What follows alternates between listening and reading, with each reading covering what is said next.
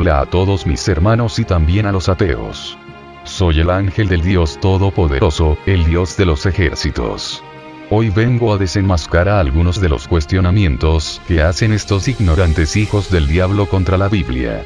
Y el primero en mi lista. Está el usuario llamado 666 Ángel Caído. Empecemos de una vez, con el video del ángel caído, llamado, Los errores de la Biblia.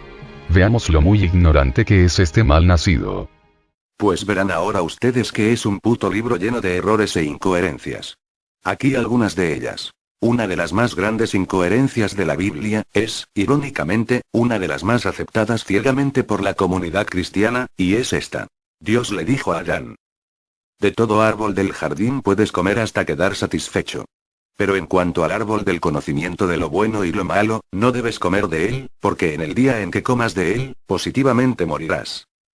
Génesis 2, 16, 17. Satanás dijo: positivamente no morirán. Porque Dios sabe que en el mismo día que coman de este árbol, tendrán que abrírseles los ojos y tendrán que ser como Dios, conociendo lo bueno y lo malo. Génesis 3, 4, 5.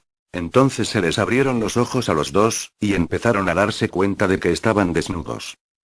Génesis 3, 7. Y Jehová Dios pasó a decir: mira, el hombre ha llegado a ser como uno de nosotros, conociendo lo bueno y lo malo. Génesis 3, 22. De modo que todos los días de Adán ascendieron a 930 años.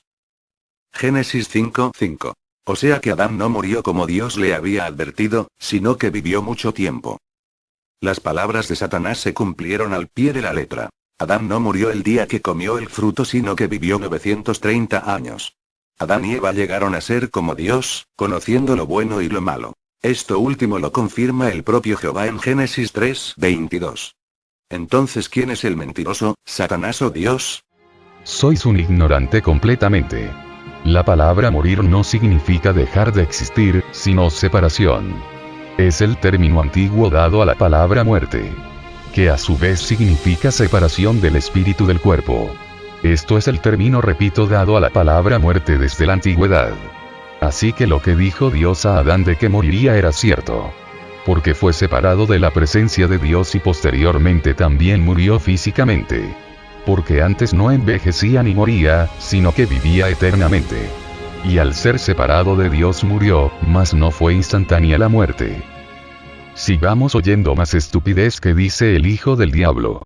Aquí otro ejemplo. En Ezequiel 23, Dios le engendra niños a dos prostitutas. Y dice así: la voz del Señor vino de nuevo a mí diciendo: hijo del hombre, hubieron dos mujeres, hijas de una misma madre. Y cometieron fornicación en Egipto. Cometieron fornicación en su juventud, sus senos fueron estrujados y las tetas de su virginidad magulladas.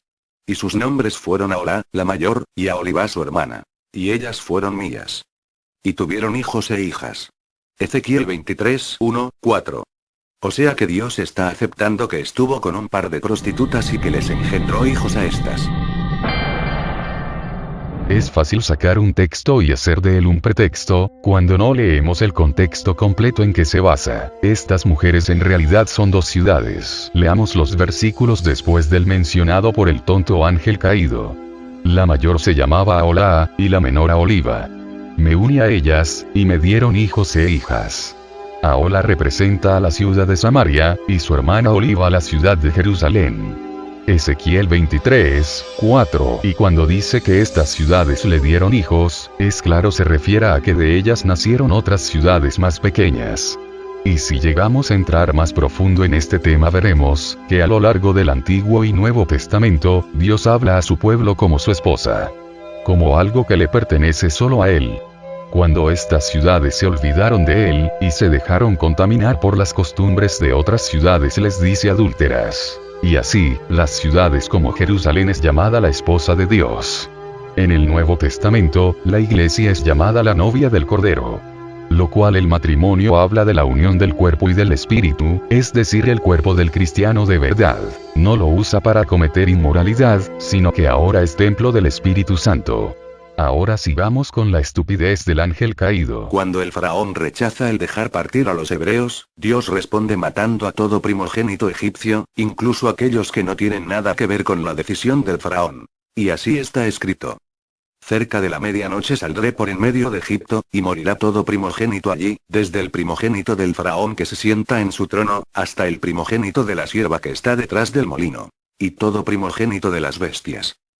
Éxodo 11, 4, 5. Porque ese Dios mató a todos los primogénitos egipcios, si la gran mayoría de ellos eran inocentes, y no tenían nada que ver en ese conflicto, ¿no se supone que ese Dios es sabio y misericordioso? Inocentes. Ja ja ja ja ja, no me hagas reír. El hecho de que tú veas un niño, crees que es inofensivo, pero ¿acaso que sabes tú que cuando crezca puede ser un asesino, violador, o qué sé yo? Además Dios advirtió al faraón de lo que iba a pasar, y él se rehusó. Por lo cual la culpa recae sobre el faraón, pero fue su soberbia y arrogancia, como también caerá la culpa sobre el que hizo el video buscando errores que no existen. Y otra cosa que pasa con los ateos. ¿Crees que Dios es puro paz y amor? Está bien claro en la Biblia que Dios es llamado también fuego consumidor que castiga. Y Jehová de los ejércitos. Escúchalo bien, Jehová de los ejércitos. ¿Crees que un ejército es para tirar rosas y desfilar con trajes de corazones?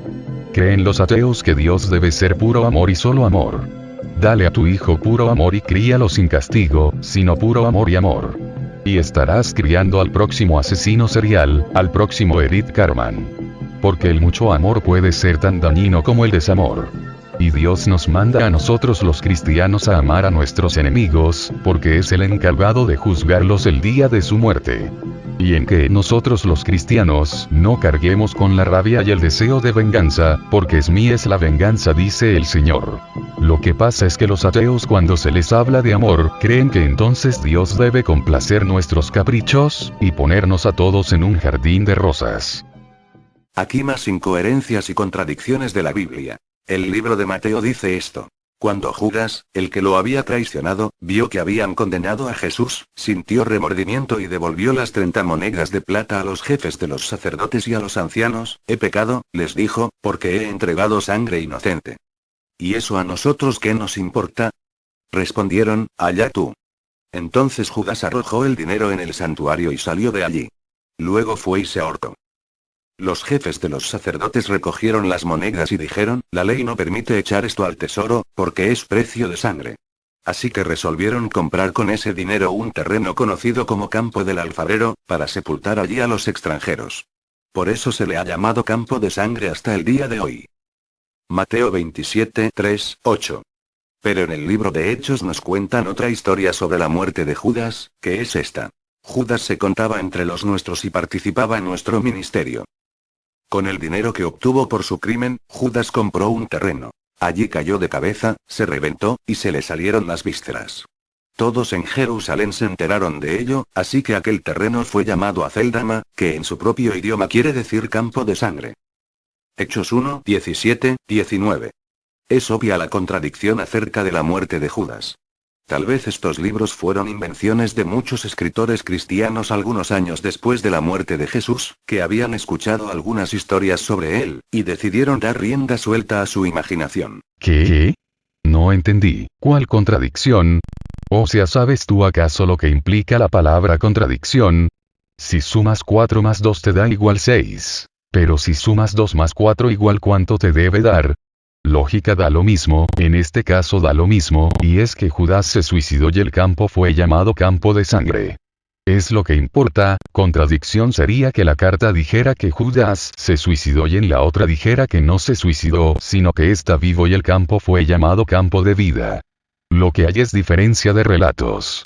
Lo cual, en vez de descartar lo que hace, es confirmar de que en realidad sí pasó, aunque hay dos versiones, lo cierto que los dos llegan al mismo sitio. Así que este tonto la votó de jonrón, con lo dicho aquí.